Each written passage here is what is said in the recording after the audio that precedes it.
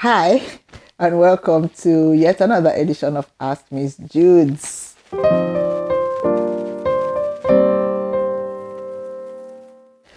I guess it's probably okay to say Happy New Year because this is going to be happening early in the year.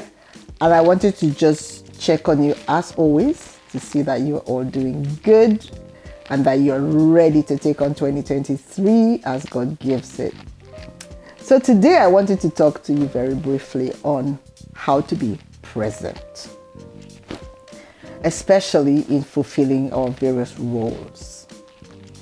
Now, this has come up as a result of conversations among my sisters and my friends. We just seem to be going from one thing to the next. And when you're in this moment, you're thinking of what's going to happen next. So we don't seem to be able to make the most of each moment. And the more I thought about it, the more it occurred to me that one way of being present is to value time as a gift. Now, if I spend all of this moment wondering what I didn't do or what I'm going to do, then technically this moment is going to pass me by.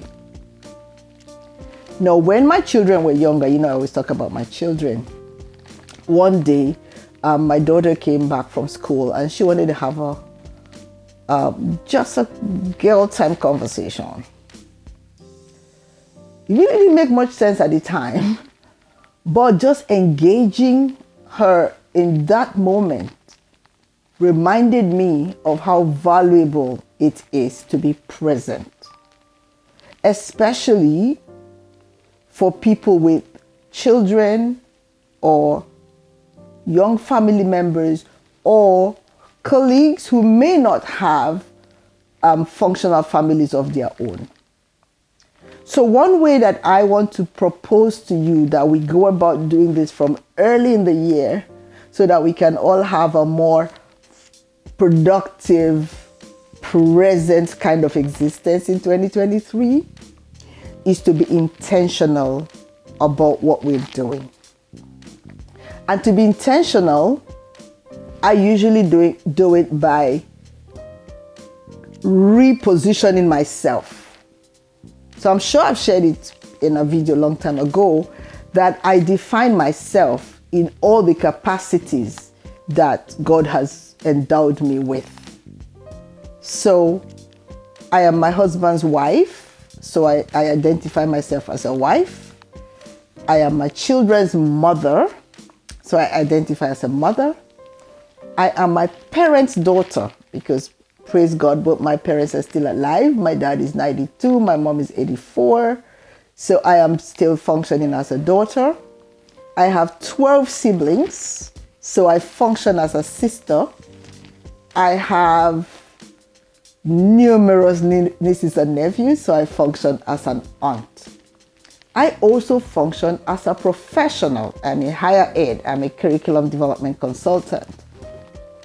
So I realized that at some point in my life where I was more professional than anything else, challenges that arose looking back now were challenges that may not have been challenges at all if I were just present to remember who I was in that moment. And I don't know if this came with age, but I offer it to you as a possible solution. That when you identify all of your roles, that you do not allow any one of those roles to suffer at the time where you are needed. So for example, if I have a deadline at work and it's past work time and my daughter or any of my sons or my husband needs me, I will be a mother or a wife because in that moment, that is more important. But if I then say, I have to finish this project, and then 3 weeks later, you're like, so what was it you want to talk? Whatever they needed you for has expired. And you would have failed in that role. Some people are creative. They draw circles. They allocate each role and what they're going to do each day. That will be for those who are really meticulous in allocating time. What I want to offer to you is that to be present means that you are enjoying life as it is lived. I have met too many people who regret having not lived. Some worked so hard, amassed so much money, and lost their health, and lost their families in the process, and wished that they had known better. Now, if we begin to rethink from now and live each moment in fulfillment of our various roles, real success in my book is when my husband will say, oh, my wife is a wonderful support. When my children will say, my mom is a wonderful support. When my colleagues at work will say, oh, Judith is reliable. She does what you need her to do. That only comes when you are present. Sometimes, and this has been in my work experience, there are too many people who are busy doing many things that they have no business doing. And in the course of that busyness, what is important is left undone. And then a few years down the line, you hear regrets. Having said that, I think it's also fair to say that I fell into that trap many years ago. So I decided that I was going to be the superwoman at work and the super mother at home and the super student when I was doing my doctoral studies. And I paid for it with my health. I'm grateful to God that I got a second chance. And by the grace of God, I hope my children and my husband can attest to the fact that I am an excellent mother and wife, as well as a super performing professional. Why?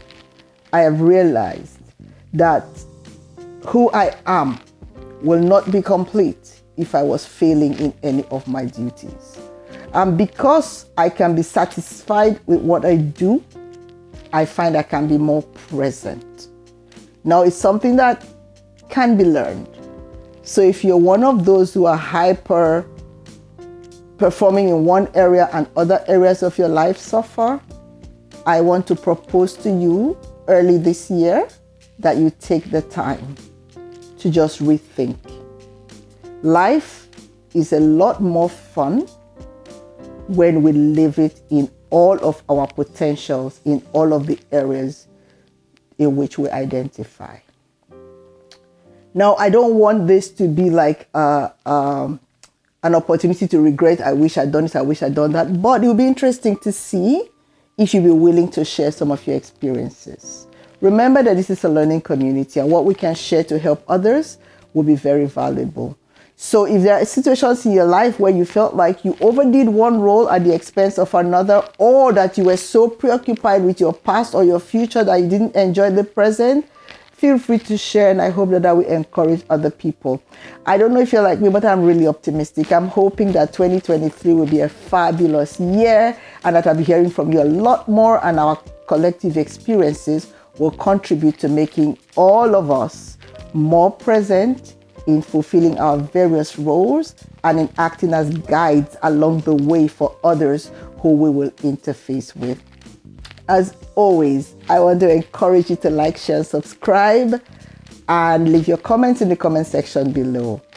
Also, you can send an email to askmsjudes@gmail.com. So that's askmzjudz@gmail.com.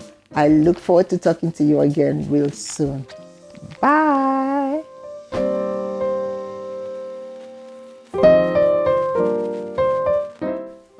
What did I want to have the talk? You wanted to talk about foolishness. What's foolishness? You just said foolishness. Oh. You said, I want to talk. I said, so what? You said, just talk about foolishness. I'm like, Essay, I don't know what is foolishness. Then you said something that made no sense. And I said, but Essay, that doesn't make sense. Exactly. That's what I wanted. I just wanted to talk about foolishness.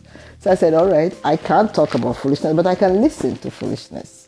So you just talked